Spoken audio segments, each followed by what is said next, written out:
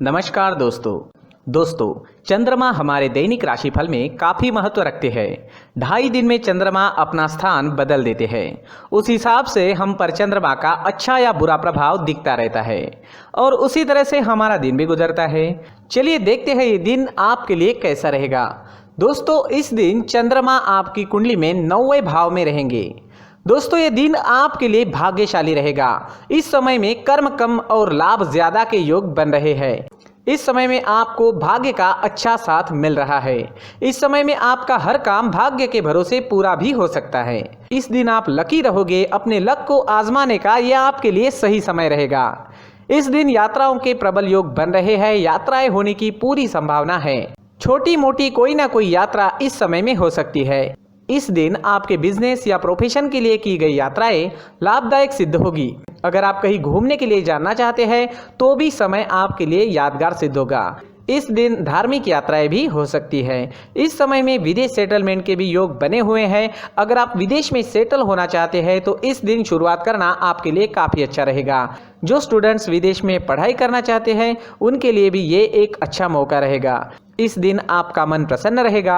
आप जोश से भरे रहोगे। हर काम को समय पर पूरा करोगे। रुके हुए पेंडिंग कामों को पूरा करने के लिए ये सही समय है।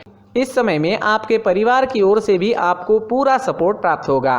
इस समय में आपको परिवार का सुख मिलेगा, संतान सुख मिलेगा और दाम्पत्य सुख भी इस दिन आपको जरूर प्राप्त होगा। अगर भाइयों के बीच कोई अनबन चल रही थी तो इस समय में वो अनबन समाप्त हो सकती है। स्टूडेंट्स के लिए भी ये समय हर तरह से अच्छा रहेगा। भाग्य और कर्म दोनों का सपोर्ट इस समय में स्टूडेंट्स को मिलने वाला है। कम समय में आप ज्यादा अच्छी पढ़ाई कर पाओगे।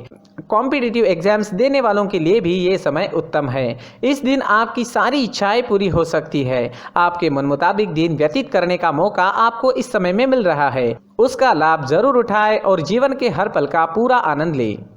यह समय स्वास्थ्य के लिए भी काफ़ी अच्छा रहेगा। इस दिन आप फिट रहोगे, पूरी तरीके से स्वस्थ रहोगे।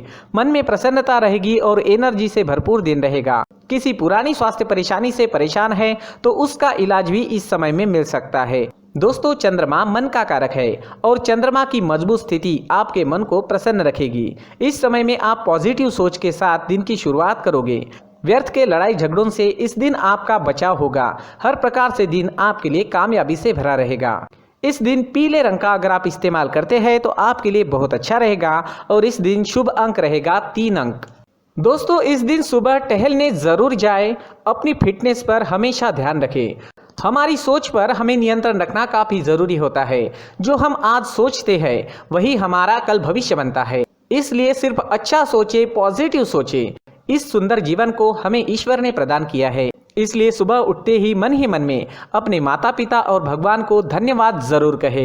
दोस्तों, ये राशिफल चंद्र राशि पर आधारित है, लेकिन कभी कभी हमारी पर्सनल कुंडली में बाकी ग्रहों की पोजीशन कुछ इस तरह की होती है कि आपके राशिफल परिणाम में बदलाव दिख सकता है।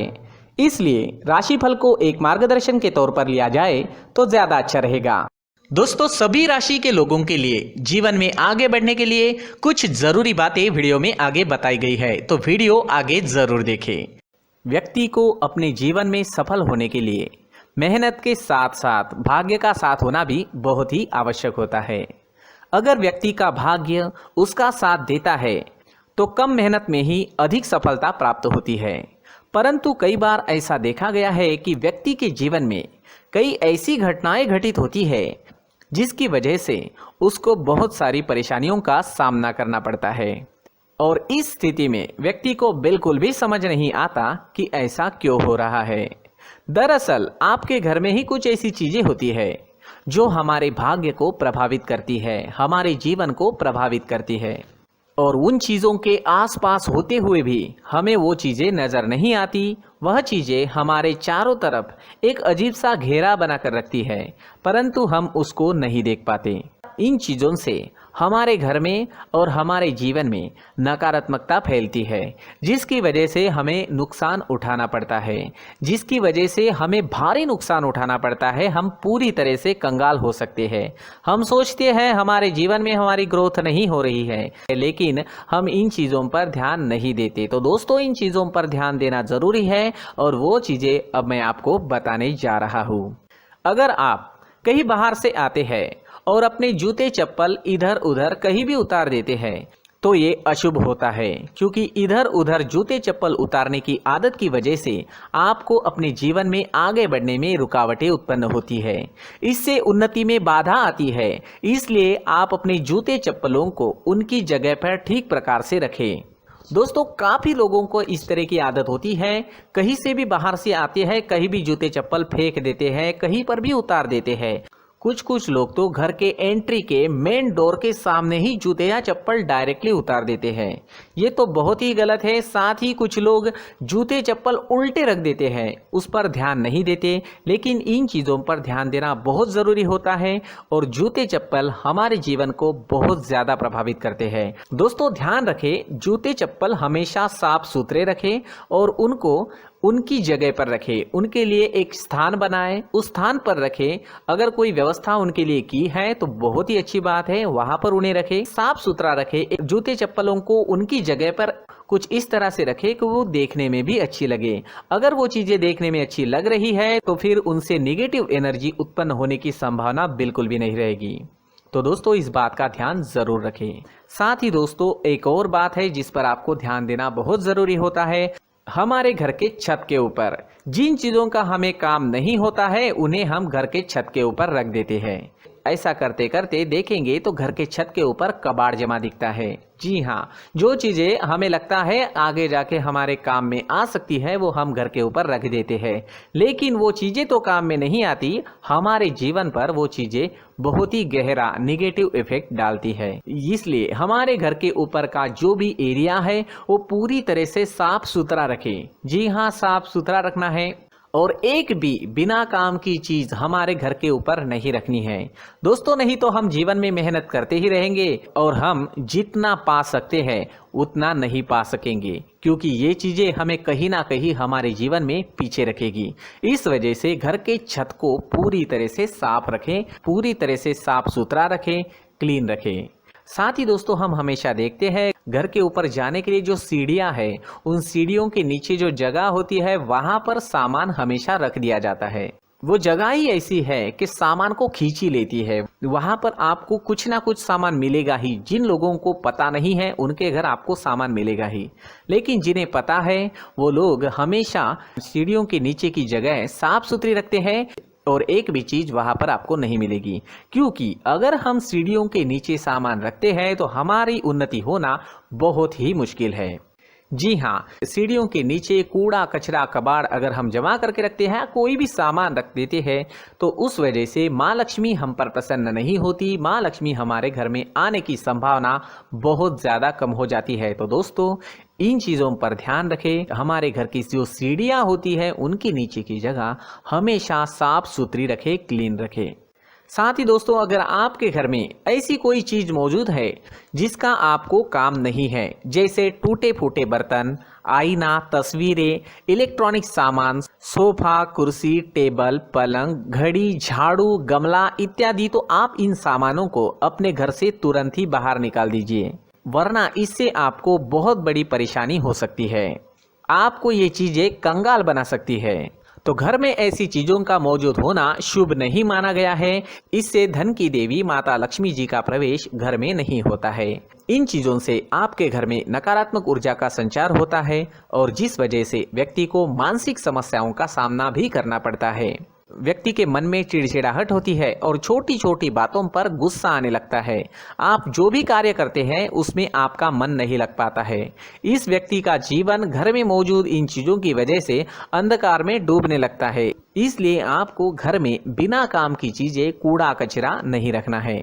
दोस्तों, एक और खास बात है, हमारे घर में मकड़ी का अगर जाला है तो वो बिल्कुल भी शुभ नहीं है। जी हाँ, वो अशुभ माना जाता है। घर में मकड़ी का जाला होना अशुभ है। इससे आपके अच्छे दिन भी बुरे दिनों में बदल सकते हैं, क्योंकि मकड़ी अपना जाल शिकार को फंसाने के लिए बनाती है। और अगर आपके घर में मकड़ी का जाला है तो इससे घर में नकारात्मक ऊर्जा का प्रभाव अधिक बनता है और वास्तुशास्त्र के अनुसार इससे सकारात्मक ऊर्जा का नाश होना शुरू हो जाता है और घर में नकारात्मक ऊर्जा बहुत ज़्यादा बढ़ जाती है। इसलिए आप अपने घर को हमेशा साफ सुथरा रखें, कम से कम 1 महीने में अपने घर के हर कोने की साफ सफाई ज़रूर करें। जी हाँ, वैसे तो 1 हफ्ते में साफ सफाई करनी ही चाहिए, लेकिन ना हो सके तो 1 महीने में तो आपको घर पूरी तरह से साफ करना चाहिए और मकड़ी के जालों को खास करके अपने घर में बिल्कुल भी पनाह ना दें।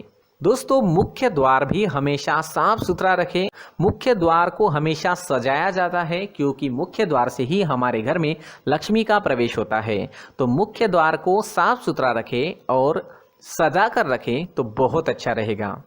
इससे मानसिक रोग और घर की परेशानियां दूर हो जाएगी, धन की कोई कमी नहीं रहेगी और इसके साथ साथ आय के नए स्रोत भी खुलने लगेंगे। इसी के साथ और कुछ चीज़ें हैं, जैसे टूटी फूटी जो भगवान की मूर्तियां होती है वो हमारे घर में नहीं रखनी चाहिए। साथ ही जो भगवान के पुराने फोटो है जो जमा करके रखे हुए होते हैं, तो दोस्तों वो चीज़ें नहीं रखनी चाहिए। जो भगवान के फोटो या भगवान की मूर्तियाँ जो घर के मंदिर में हैं, बस वहाँ तक सीमित है। अगर आपके घर के शोकेस में भी वो मूर्तियाँ रखी है, कुछ फोटो रखे थे, उन्हें भी साफ करते रहना चाहिए। जिन चीज़ों को हम मेंटेन नहीं कर पाते, साफ नहीं रख पाते, उन चीज़ों को घर से हटा देना ही आपके लिए अच्छा रहेगा। साथ ही दोस्तों, कुछ तस्वीरें हैं, जैसे डूबते नाव की तस्वीर या फिर झगड़े की तस्वीर या फिर कुछ ऐसी तस्वीरें होती है जो देखते ही हमें समझ में आ जाता है कि ये तस्वीर निगेटिविटी दर्शा रही है। इस तरह की तस्वीर भी आपको आपके घर में नहीं रखनी है। जी हाँ, इस तरह की तस्वीर लगाने से भी हमारे जीवन में उसी तरह की घटनाएं घटित होना शुरू हो जाता है। हर एक चीज़ हमारे घर की हम पर प्रभाव डाल रही है, तो इन चीज़ों को ध्यान में आपको रखना होगा। तो दोस्तों, कुछ ऐसे छोटे मोटे बदलाव करके हम हमारे जीवन में खुशियाँ ला सकते हैं, तरक्की ला सकते हैं, धन ला सकते हैं, माँ लक्ष्मी जी का प्रवेश हमारे घर में हो सकता है। तो इन चीज़ों को ज़रूर आजमाएं। इस तरह के बदलाव आप आपके घर में ज़रूर करें। धन्यवाद।